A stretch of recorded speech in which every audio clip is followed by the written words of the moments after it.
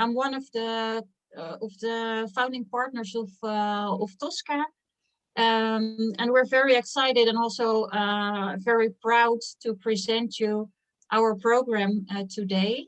As we have some non-Dutch speakers, we will do this in English, but please feel free to ask questions in the chat in Dutch, or also if you want to raise a question, if you feel better to do it in Dutch, that's fine with us.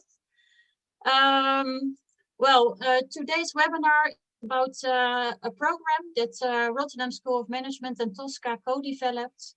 It aims to help companies in taking the next step in their sustainability journey.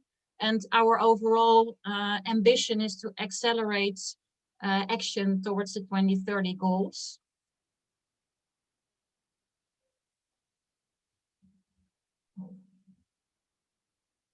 I'm not able, oh yeah, there's the next slide. Well, first of all, I would like to introduce you to both Rotterdam School of Management as well as TOSCA. We are very proud that we can partner with Rotterdam School of Management. It is one of the leading business schools in Europe, and also it's in the top 20 worldwide. And especially, of course, we are very excited, Rob, to work with you. Rob is a full professor of International Business Society Management, and he co-founded RSM's Department of Business Society Management, which is one of the world-leading departments on global issues surrounding sustainability. And Rob is also the founder and scientific director of the Partnership Resource Center. And if you want to know more about Rob, he will certainly tell you something, but you can also find his profile, of course, on the RSM website. Torben is the project officer, but he's also our head of the Better Business Scans. The Better Business Scan plays a very important role in our program, and Rob will elaborate on this later on during the presentation. And at TOSCA, we are for senior professionals. Today, Ulrike de Jong will be my co-host, but Nicolette and Marlies will also play a role in the program, and they are also present today. At TOSCA, we believe in the power of business to become a force for good, working on societal needs, as well as having sustainable profits, and we aim to guide companies in their journeys, whether they are just starting or they have already taken quite some steps. Well, I will go on with the introduction of the program. I would like to tell you a little bit about the history of this program.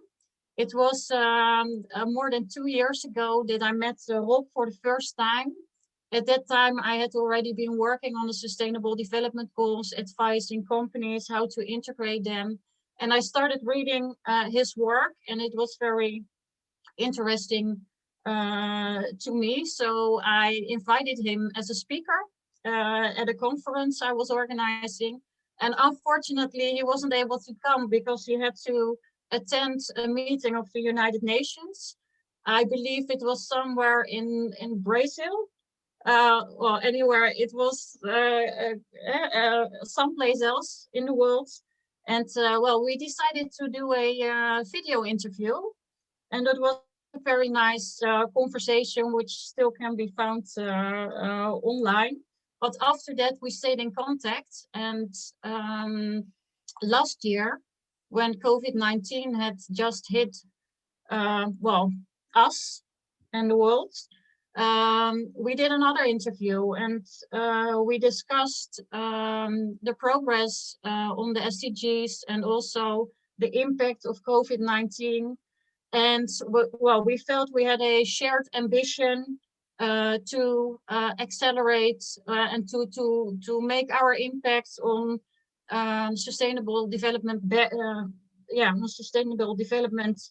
bigger, and that it would be a very good idea to combine the expertise and the state-of-the-art knowledge of RSM with our practical experience to make this program and to also make more impact. So that was the start actually of this program we present and launch today.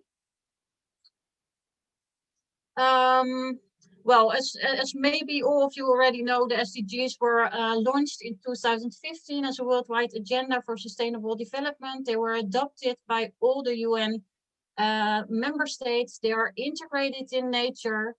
And that's also why we believe that the SDGs provide a framework that is capable to address systemic challenges. And it's also a very positive framework.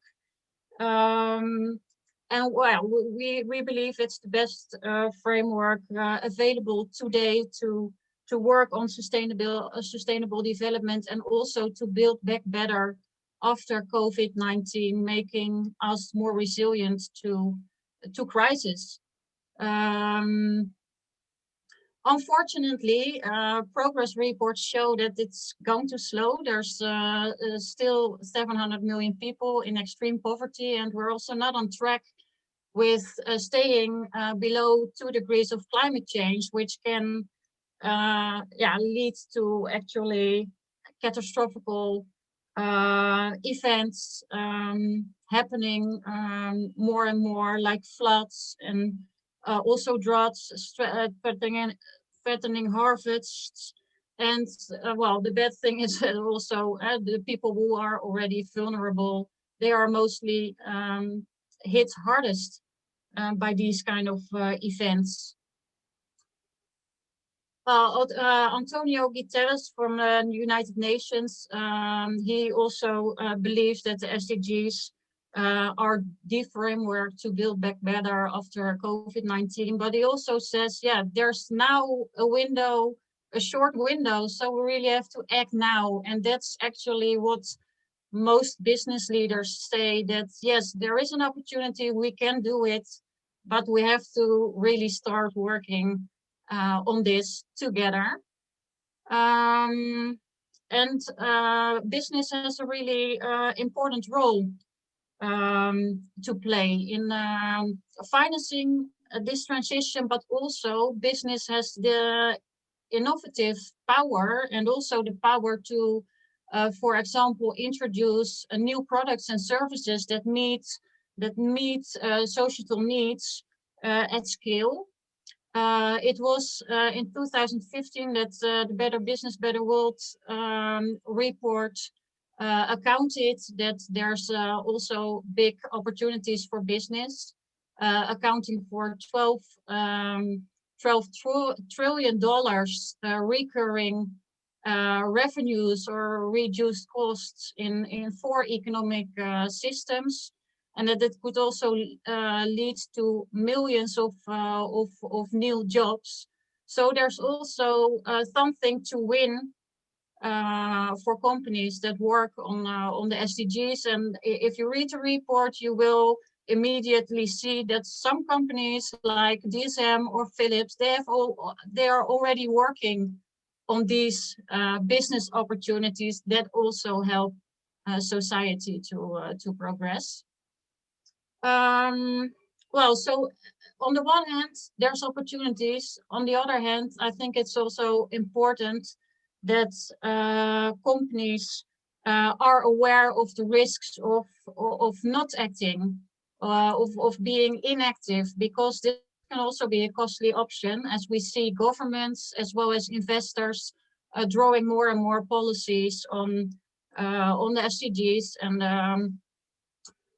so that's, well, that's another side of the medal, the risks and opportunities, and also, well, it can help your governance and transparency. And one thing I would like to mention, that it's really important that we're going to collaborate, because of course, you as a company, you can work on minimizing your direct impacts, but it's also needed that we look at the whole value chain and, for example, work together in the value chain to establish a living wage for everybody working from the materials till the last activity in the value chain. Well, I think that's, I'm not able to click to the next slide. Maybe somebody else can. Yeah, okay. Yeah, so this is what I just said. It's underlined also by Paul Polman, for example, one of the great examples, I believe. And he also says, yeah, companies have a once in a lifetime opportunity to embrace the SDGs as a driver for business growth. And well, obviously at Unilever, he also already started this journey. Well, we would like to know from you, what is your current business case for sustainability? And then after this poll, I will hand over to Rob. So the question is for you, looking at your own company, is the business case for you primarily higher benefits or lower? I cannot read it now. Is it financial benefits? Is it B, your reputation? Is it C? Okay.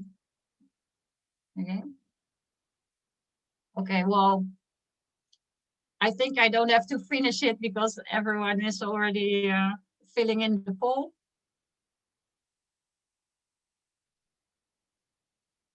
Okay.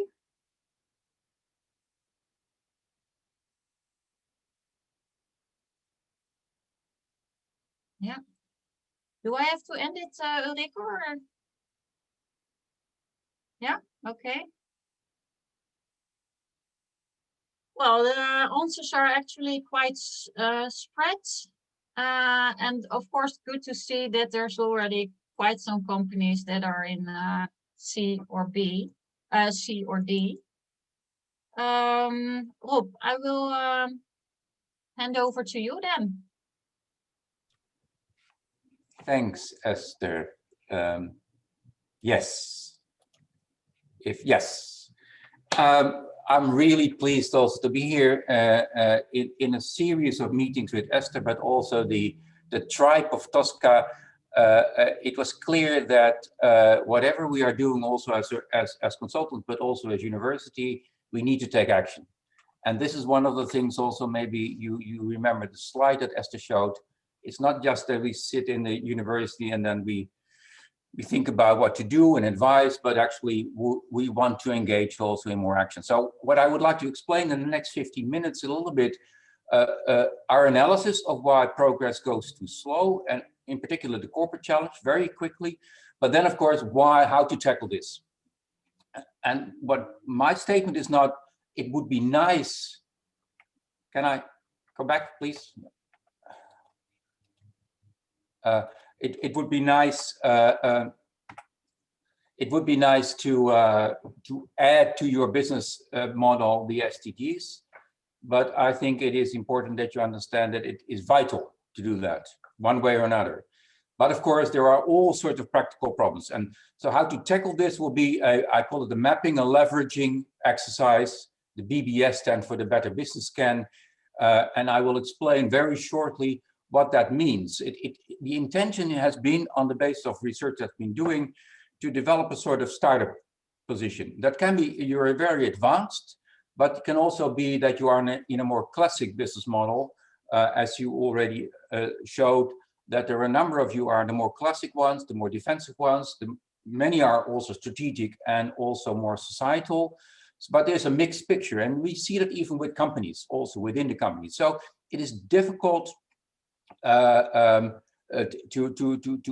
assess where you are, and then to know where you want to go, and then how to make that work. So that's why we developed this Better Business Scan, and I will explain very shortly what it means in terms of the gap, the transition phase, the leadership challenges, and then how then you can sort of look at what I call SDG alignment in order to make real change. And then if still time allows, we have a limited time slot, but don't worry, if you want to know more, there's plenty of material there also to show that I give some practical examples. So let's see where I'm still in charge of this slide. Yes, it goes a bit slow.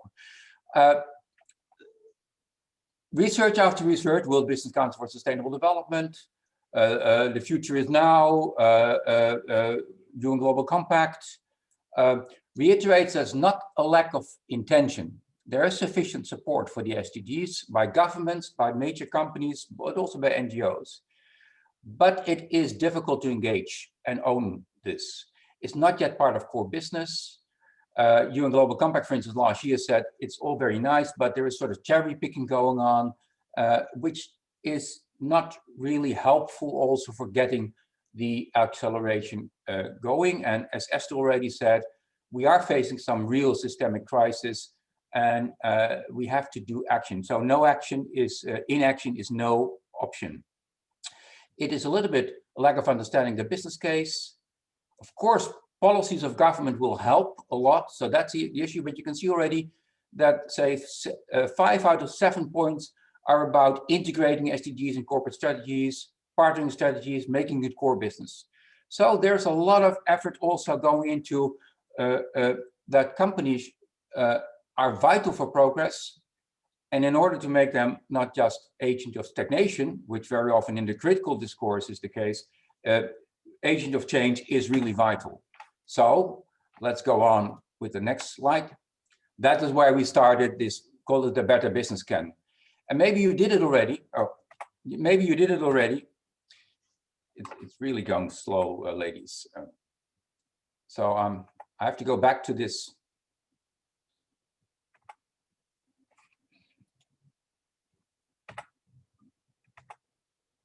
Yes. So maybe you did already, because on the platform of Duurzaam Bedrijfsleven, or now called Change Inc., that scan is available. We have now more than 1,300 people filling it out, 800 companies, and they all did that in less than 15 minutes in order to figure out, and this is what's called the clash between the intention, call it the business case for sustainability, and the realization. And so I will explain to you also what that means, because if you know where you are and you know where you want to go, and now, of course, not in intention just by CO2 emission reduction or human rights violations or all sorts of other sustainability issues. Of course, there are lots and lots of indicators there, but nobody links it to the business model, to what is actually the problem with the business model. So that's why we developed this. And we also developed this in a very classical way of thinking in terms of strategy. Because for most people, when they look at strategy, they think, okay, we have an intended strategy. Yeah, this is the Mintzberg model, by the way. And that's it. We try to make that work. And the thing is, how to come from an intended to a realized strategy very often is a process of what we call tinkering. Some critics would call it muddling through, but actually it is a process where you have an intrinsic motivation. You start a strategy, but in order to reach a strategic goal, you have to understand that there are non-realized strategies, there are emerging strategies, and then slowly you move from an intended strategy to a realized strategy. And that process, certainly in big companies, but also for smaller companies, is not an easy process. We call that tinkering. And that's important because a realistic approach to strategy formulation and implementation is actually this. So when there's, for instance, the debate on how to move from what we call the intention or the promise of the SDGs to the realization and the practice, and unfortunately, yeah. So the talk and the walk, there's a gap. Now that gap, and you know that, I'm almost sure that every one of you in this session is interested in making it work. So walking the talk. This is a little bit bothering me, so I didn't click. Anyway, but to walk the talk and not getting reproached for what we call SDG washing or greenwashing or whatever, and that's always also very frustrating in the practice. We have to face a number of what we call the bears on the road. And the bears on the road are a long list of intervention logics that we know are vital also to make your intention work. Now we know a lot, and this is where also the Rotterdam School of Management and our research can really bring, call it value. So what did we do? In other than just writing up 100 different consultant reports or writing another scientific article, we worked on what we call the Better Business Scan. And let's hope that the next click will bring the next slide. So the Better Business Scan actually then, on the basis of, I would call 20 years of research, we did a 1-year exercise in order to then summarize all the scans that were there and then boil it down to a realistic model of how strategy works. And that has one element, we call that the intention. So that's the left scale. It's a primary, secondary motivation. If you like, I have a 500-page book that can explain that to you, but don't worry, you don't have to read that. But we have a scan, we made a scan and we say, okay, this is the intention. And that then defines more or less your ambition and your business case. And it explains also why you are interested in sustainability and what are the basic reasons. So maybe you remember that some of you, for instance, wrote down defensive case. There's nothing wrong, by the way, or with a passive case that you're not that committed to this because you're a small company or whatever, or you're a big company, you're faced with all sorts of sustainability issues around that. That means you are reactive also. But it is important that you understand your intention, because otherwise you cannot make the next step. Or with your employees, you cannot make the next step, because if there's not an alignment between the intentions of everyone in the organization, you have a problem. So we summarize a lot of research there. And then we confront it with this, the realization, the integration coordination. And we made that looks very simple. The realization then is the business model, but you can already see intention, realization, there's a clash. So by doing this, we are able then to map the gap. And on the basis of that, we then able also to look at the difference between your intention and your realization. And just to give you one further step in the analytical framework, I will not lecture too much about this. Actually, you can then define a passive, a reactive, an active, or a proactive approach, or as we just made you answer the survey, one that is more based at cost reduction. And that's also a sustainability strategy, by the way. So please introduce solar panels on the roof of your house, because it's a good investment and it's cost reducing. Also put grass on your roof, by the way, which is also, and it also gives you a nice sustainability issue. Of course, the reactive approach is on base of reputation. That also means that you're primarily also sort of triggered by extrinsic motives. There's nothing wrong with that, because you will see also that many companies go through this also basically from external triggering events, then to realignment and making it work internally, and then also to a more proactive model. So the competitive advantage is one other, and the shared value creation is going towards societal solution. But one of the problems with the proactive, the shared value creation part is actually what it says, share value. So if you think as a company that you have your own values, and then you can impose your values on society, your business model, you're wrong. There will always be something like, call it a mixed motive game, where your motives and societal motives need to be combined. Now, the challenge is not to do that as a compromise, but to do it as a joint solution. And that's where we have partnering, shared value creation all around the place. So what does it mean? The Better Business Scan then says, what is your realization? For instance, this is case number 1. What is your intention? There's a gap between an active or proactive intention and an active realization. By the way, that happens all the time, because it's not that easy to go for shared value creation. But for instance, this is another case. And this is the dominant case in the Netherlands. This is the research we've done also with the Better Business Scan until now. Many companies have an active intention, but find it difficult to realize it. So they have a reactive realization. And it is important, because if that gap is a completely different gap in nature than the one between active and proactive. But of course, there are also many that say, I'm relatively passive in my realization, but I really want to be a proactive. That's the biggest gap. I will tell you also that research shows you that is almost impossible to cover. And not necessarily because you intellectually you cannot cover this. I really want to do something. I'm very committed, and many of my employees want to do that. But you overcome that in a business model, not in sort of as an individual. But well, we did a lot of research, by the way, on individual motivation.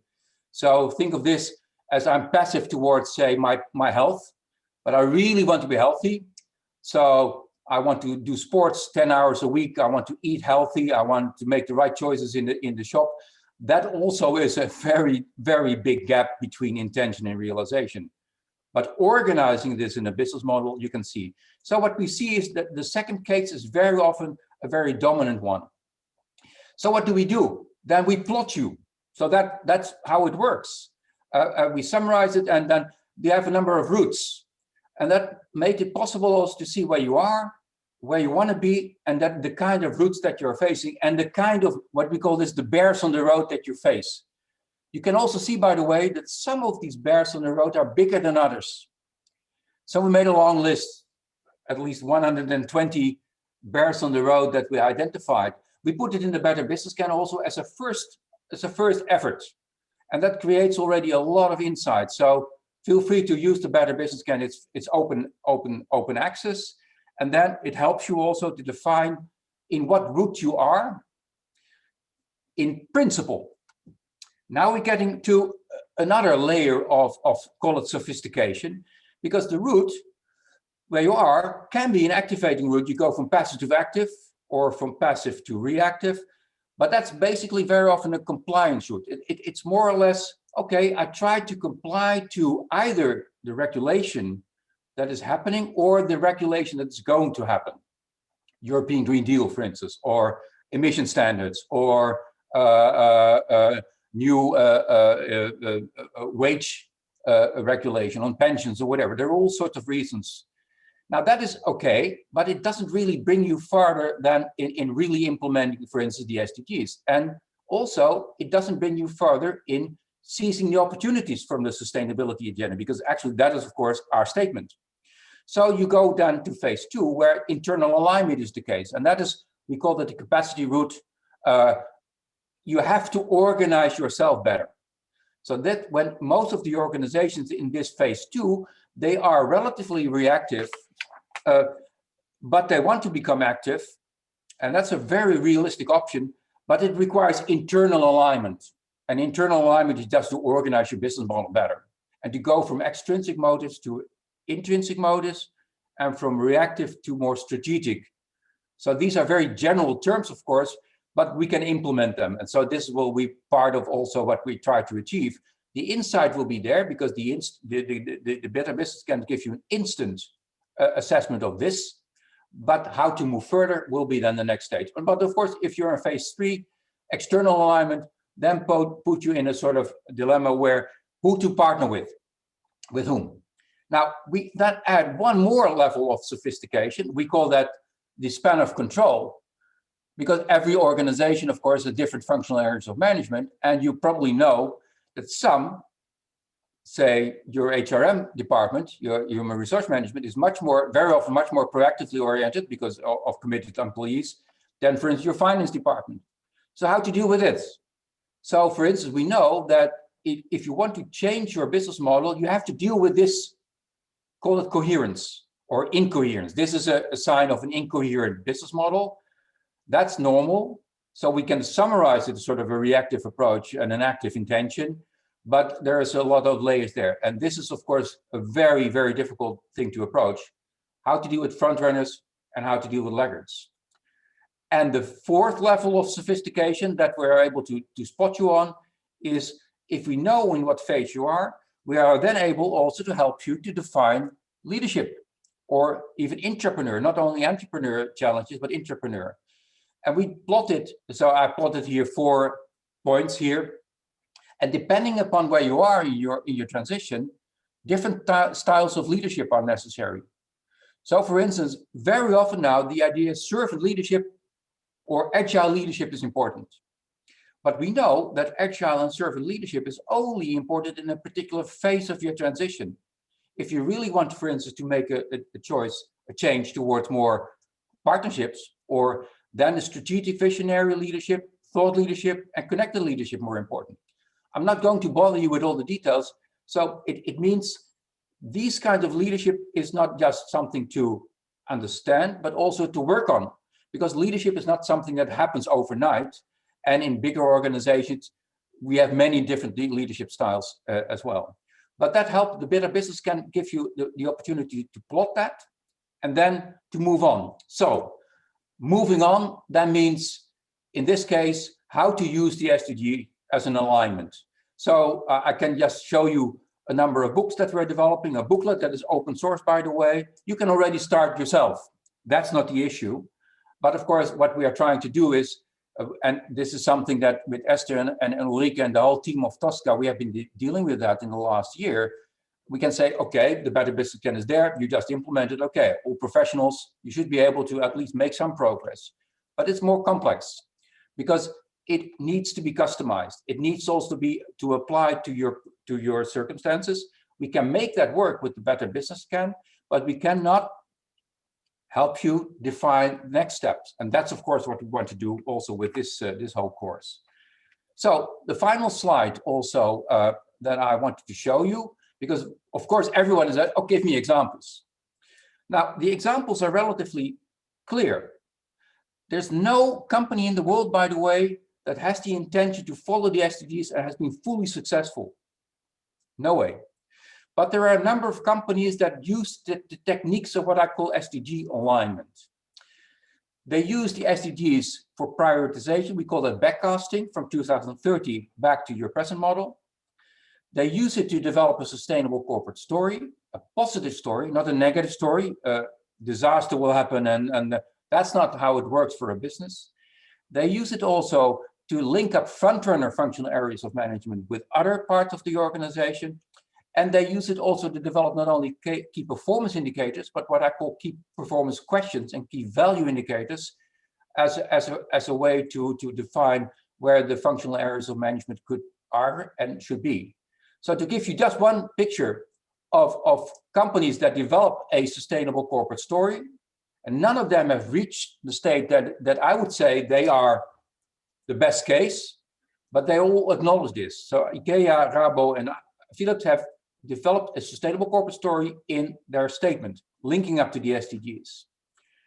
And probably you know them, but then alignment means you link it to functional areas of management. So Philips, Unilever, DSM, Axo, Nobel, for instance, use then the SDG agenda to prioritize functional areas of management, strategy, value chain, supply chain management. And for instance, at a certain moment, to pick out one called key metric. And I was very inspired last week, 2 weeks ago, when Alan Job of Unilever said, and you know that Unilever is, of course, with the Sustainable Living Plan, very committed to the SDG agenda. But also they say, okay, this is very complex, but we pick out one thing and call it living wage. Living wage is SDG 8, in order then as a sort of litmus test for all our other progress.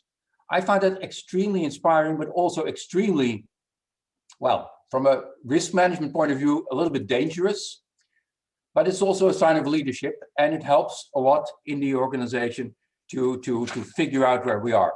Anyway, this hopefully covers a lot of ground in our statement, but it also means that we said, and I have these little clips and movies and course materials and books, but with TOSCA, we said, it's not enough. We need to offer you an action formula. And that's where we have developed this course and this whole program. But feel free, of course, to look at the clips. So I give the floor back to Esther or Ulrike. If there are questions, or is that still time? I don't mind. Yeah, I think it's, thank you so much, Rob. I think it would be great indeed if there are any questions up to now to just voice yourself, unmute yourself and ask the questions or put them in the chat.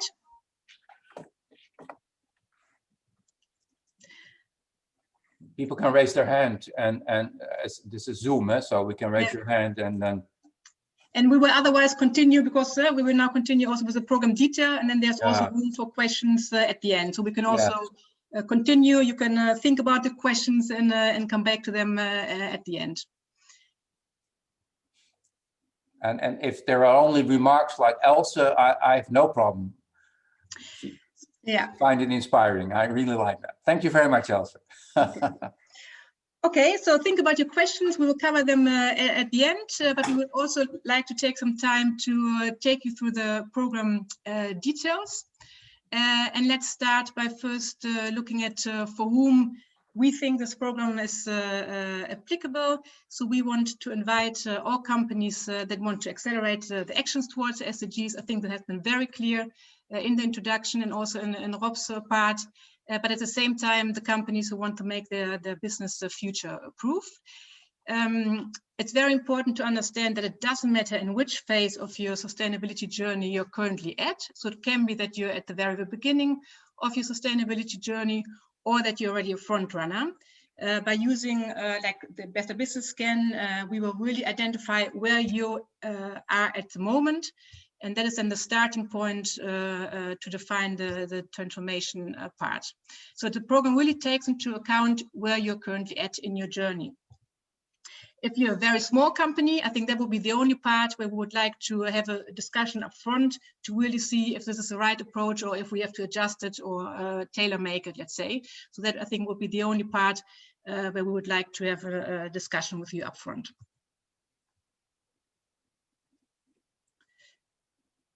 Let's see if I can change the slide. Yes. In this program, we also work what we call the accelerator team. That is also really very important part of the program, which we think makes it also successfully. The accelerator team consists of an ambassador and also 5 change agents. So the ambassador is an executive or the sponsor of the program within the company. Hopefully that sponsor ambassador will join all parts of the program, and we can also understand, of course, that at least on the important learn and share session, that's very important for the ambassador to be there. But yeah, we hope, of course, that the sponsor will be join the program for all the different parts. And then each company can invite 5 change agents, and those are actually the employees in the company who will drive the initiative and really lead the change in the organizations. And their involvement is key, because what we believe in, I think together with RSM and also TOSCA, we want to take you through a 12-month program, but more importantly, that you are set up and have the right knowledge and skills that you can continue long after the program has ended. So that the role of the change agents is crucial, we think, and the change agents will be trained indeed by RSM and TOSCA. And at the end of the program, yeah, we hope to celebrate a lot of progress we have made, or at least starting the progress. So that is also where we then want to celebrate that by giving a certificate for the positive change agents to all the participating accelerator teams. Throughout the program, we will discuss many different topics. A lot of them have already been introduced throughout the presentation, but let me just go through them in a nutshell. The first one is about system thinking indeed, so really looking beyond your own company boundaries, have a look at which system transformation you have and should participate as your company. We will cover the sustainability business case and the business models. We will have a look at internal alignment, and Rob explained also the different functional coherence already a lot. And we also offer the opportunity to help you on how to embed sustainability in the culture of your organization. So if you are interested in that, we can also offer you to extend the Better Business Scan. There are 56 practices on how you can embed sustainability in the culture of the organization. So let me give you an example. There are formal ways like reporting, audits. There are also informal ways, the engagement of your employees, share and learn sessions. And you also have initial practices where you want to incorporate embed your current sustainability strategy, but also on the opposite, make room for new innovation, let's say. So we can help you by identifying where you're currently very good at already, at which of the 56 practices, and also which practices might be useful for you in the future to focus on. We will look at how to identify tipping points and how to overcome them. External alignment, very important, stakeholder engagement, but also Rob mentioned the role of partnerships. And there's a dedicated SDG 17 for the partnerships. So the further you are in your sustainability journey, you really need to partner up, and that will be also extensively covered in this transformation program, as well as the different leadership styles which need to be applied in different phases of your transformation. Overall program, and I hope you can see the slide is here in the summary shown on this slide. What I would like to highlight is that we have two parts. It's the in-company track, which is the blue, the upper part of this diagram. And then the lower part is what we call the learn and share track. So the upper part is the in-company track. So the accelerate teams where we work in your company together with accelerated teams and employees we want to involve beyond that team. And in the lower part, the learn and share track. That is actually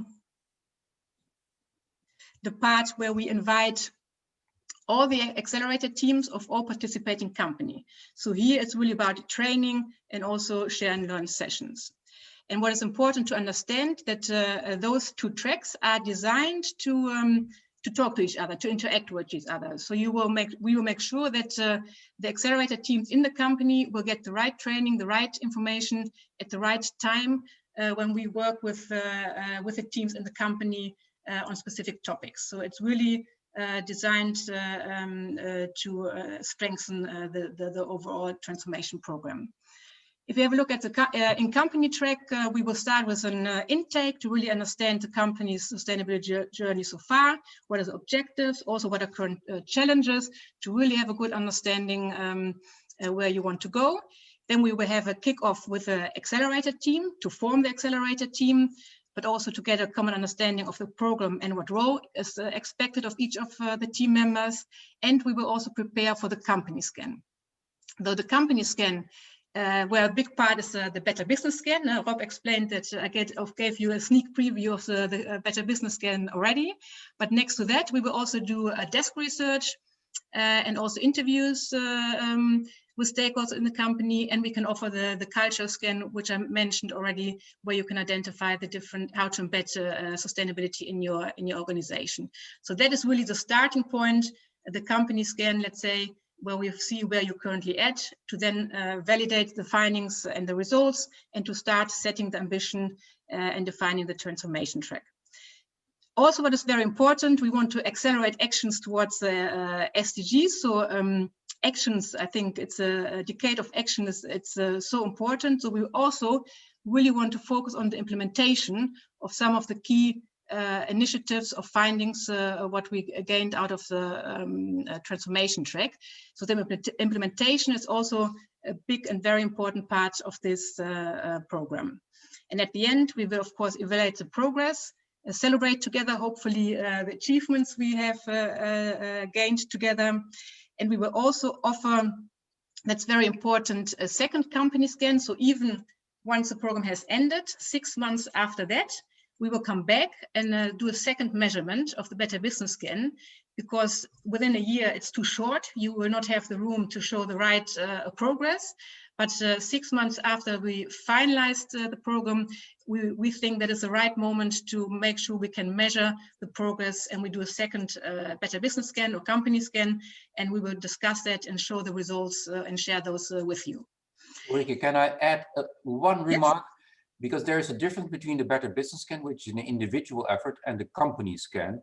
That's based on a representative sample within the company in order to really create a scan of the company. So this is part of the program. Yes. And also the second scan, therefore, will be different from sort of an individual scan. That is important to notice. Yeah, exactly. So Rob mentioned indeed that you can now do it already online. It's available, but it will be that we will together, when prepare the Better Business Scan, we will look at the size of the company, the different parts of the company. We will measure it, and then we have a representative sample of the number of employees who have to fill in indeed the questionnaires to get the right results. Yeah, yeah. And then the lower part is the learn and share track. So yeah, so we will have also an inspirational kickoff session with all of the participants. Then we have 4 training blocks where we'll give you extensive, solid foundation.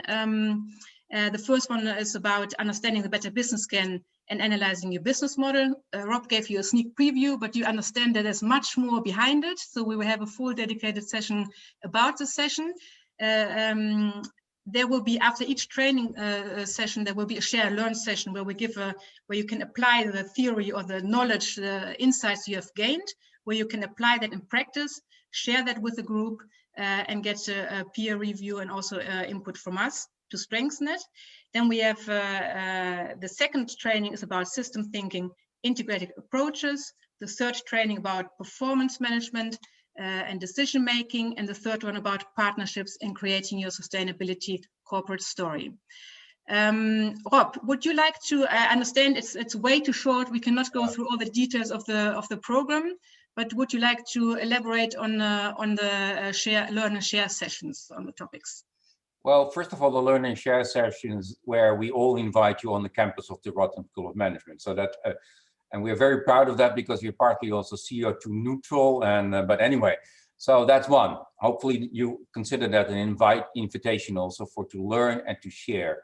Secondly, we try to build up things, but also together with all of you, because we know from our own research that it's not enough to do consultancy or have a report or have one statement or work on your integrated reporting, for instance. Of course, the TOSCA team is very skillful about that. So I'm also looking forward to these sessions where not only we will train you, but also we will help you to learn from each other. And hopefully what we are going to do also is to do research with you. So part of my team will also, like Torben also, but also we will help you to go through each of these phases and then plug into relevant research. So that is important. I also see, for instance, what Camilla asked, for instance, the role of sustainability manager, who is not an executive level in the program. The thing is here, what the team that will be formed in the company doesn't have to be at the board level, but of course has to have some link with the board level and also have a mandate there. And then we will help the team. We do it all the time, by the way, and I think TOSCA also does that, help the CSR manager or the sustainability manager also to improve quality internal intelligence of themselves. And internal intelligence is not, okay, are we going to make an integrated report and what are the indicators and how is going to report about that? But it's much more than that. And what we find out is that when, say, 20 years ago, the corporate communication or CSR was sort of a marginal part of the organization, almost like the philanthropy department, now becomes more and more strategic. So I know almost all frontrunner companies, organizations are already integrated, and we know that the sustainability agenda, for instance, then is also represented at the board level, very often at the level of the CEO. Paul Polman, for instance, is an example of that. Feike Siepersma with DSM. But of course, it's an internal alignment question, and that is where the learning and sharing track can help you a lot to think of, hey, I'm maybe in a different position, but there are other companies in the program that I can learn from how they do organize it internally. Most of the learning and sharing session, now all of the learning and sharing session will be, of course, Chatham House rules, in the sense that it will be only unique for the participants. And we don't do that also because to keep it secret, but actually it is a vital precondition for learning that you share information, you build up trust, not only in your own team, but also in each other. So that is also why 1 year is not long. Actually, it's relatively short to build up. And so this is one of the things that we're going to do: build up trust, build up learning, and help you to plug into the relevant latest research. Hopefully, we can not only with TOSCA's research on integrated reporting and all the other practical knowledge that they have, but can help you also to plug into the relevant scientific knowledge. And there's a lot there. Okay, thank you. And also, I just see the question that how do we differentiate, let's say, with the program? So maybe it's also nice to go to the next slide, if that works indeed, because I think that summarizes a bit why we think this. where we think it's differentiating.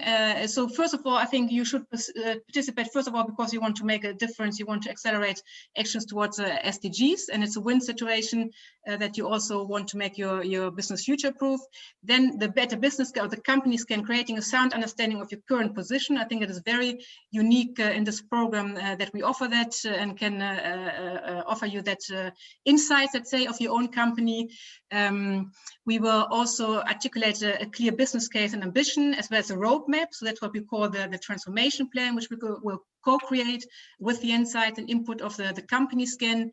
You will get guidance from senior professionals also throughout the program.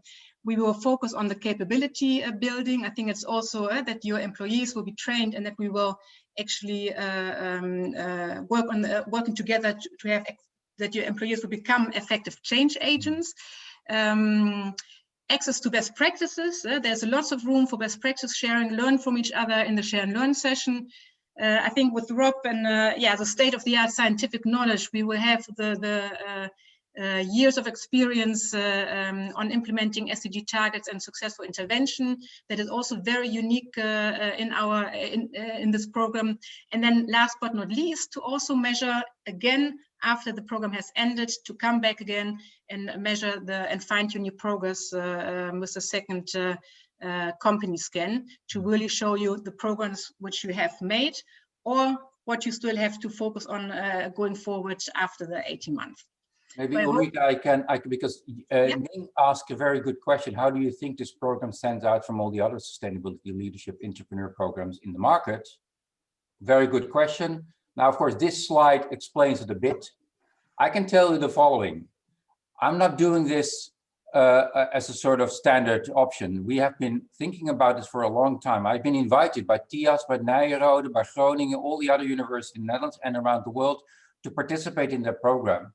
And at a certain moment, I didn't like it. Why? Because many of these programs are about ethics, about dilemma sharing, it's about tools, about integrated reporting and how to learn tools. And then I give a sort of a little lecture, and then I found out that it was not enough. So I'm not going to criticize the other trainings, but there's hardly any kind of training like this that also gives you the business model approach, the strategic approach, and then link up to a positive change agenda.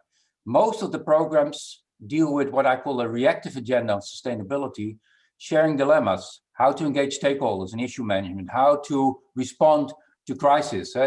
All very valid and viable and valuable also programs, but it's not enough anymore. That's why the decade of action is so important. That's also one of the reasons why I committed my time and our effort to collaborating with TOSCA and some others also, like Change Inc. also, to provide open access to and an immediate starting position that is at a much higher level than if you just start a course on the basis of what do we know, what do we want to know.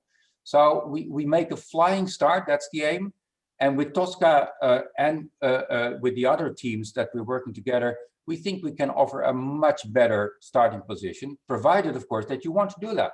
If not, you do a course. And we, for instance, by the way, Rotterdam School of Management, we have leading courses. #1 course on sustainability in the world. Feel free to participate. I think it only costs you 1,500 euros as a master's student to participate. But this is really customized also for your needs. So I think that should be enough at the moment, in any case, to trigger your attention. I really hope that, because I'm not here to say, well, we have some interesting research, and because read the book then. No, this is a real commitment also to help you make it actionable.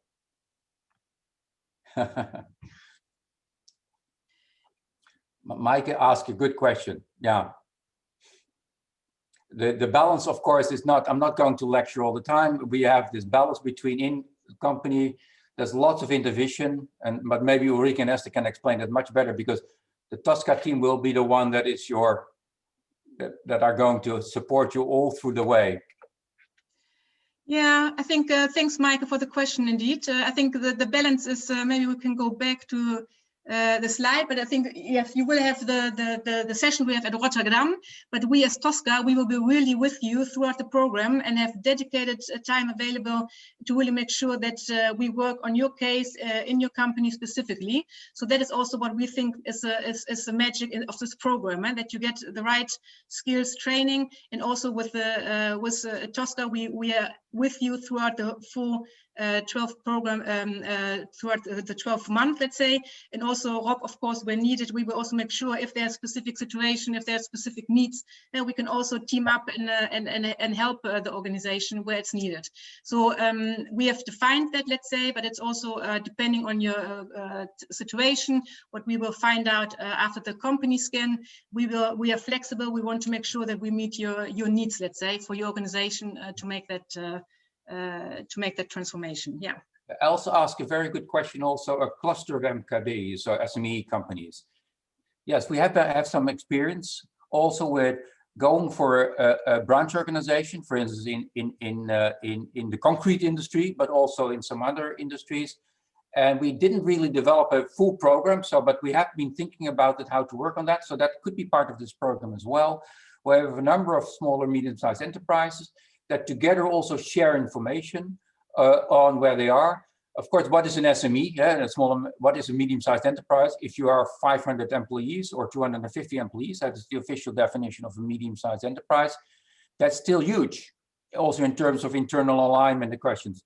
So I always make the statement that even a social entrepreneur, that's the ZZP, probably will face all these problems between functional areas of management in his or her own head. Now, that is not our prime target, but a cluster of smaller companies should be feasible. But we have to talk about it in more detail, maybe as a separate sort of approach that can be integrated in the program. No doubt about that, but requires some tweaking. Maybe because I see people, it's about 11 o'clock. I understand also respecting the time. If you have another meeting, maybe what we can do is close the session. And Rob, Esther, myself, we are here to stay, I think, also 10, 15 minutes afterwards. Yes. So let's do that for your questions, for those who have time, but also let's finalize for the ones who have follow-up sessions. So we would like to finalize the session also with a quote from Peter Bakker, President and CEO of the World Business Council of Sustainable Development. The need to transform system is rightfully the concept that everyone in sustainability is talking about. Now it needs to be backed up by action. It's now or never. So the urgency of actions, I think, also really comes across with this quote. Key takes out is to sum up, we need to accelerate actions towards the SDGs. It's vital, companies' efforts are vital, but it's also the other way around. Achieving the SDGs is also vital for the business. We have seen a UN Global Compact report that companies really already embrace the SDGs, but they struggle indeed to take the next step to really incorporate them in the core business. So we have with this program the right insights and practical tools to do so. And we want to work together. I think collaboration, the company, RSM, TOSCA, we believe also in collaboration to make that journey successful. And then the last slide, we make some resources also available that we are proud. Also today we launched our website, Next Steps Towards 2030. Have a look at that site. At the moment it's very basic. It's the basic information where we will put all the more details on the website in the coming weeks and also use that site in the months to come. Send us the email or drop us a chat if you would like to set up a call or follow up a session. We have also a brochure. If you want to mention in the chat that you would like to receive it, you can do that in the chat or send us an email.